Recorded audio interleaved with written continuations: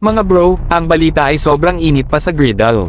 The Philippines is stepping up its game, tayo mismo ay magtatayo ng mga bagong dockyards at shipyards para sa ating mga bagong barkong pandigma na darating sa loob ng susunod na 3 taon.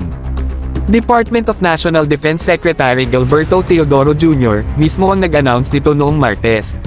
Sa wakas mga bro, isang plano na sakto sa pangangailangan natin, lalo na tumataas ang tensyon sa West Philippine Sea.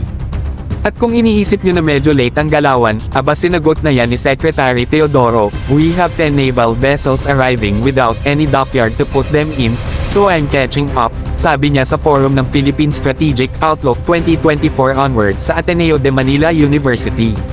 Medyo ironic mga bro, na may mga bagong barko tayong parating pero kulang ang space para sa kanila.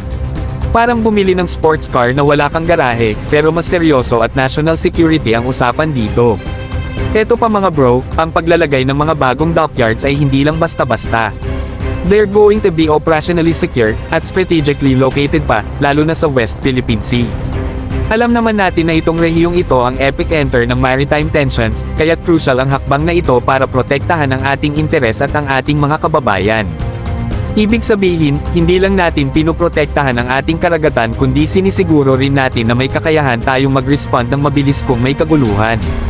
It sends a clear message that the Philippines is serious about modernizing its naval capabilities and hindi tayo natutulog sa pansitan pagdating sa ating national security.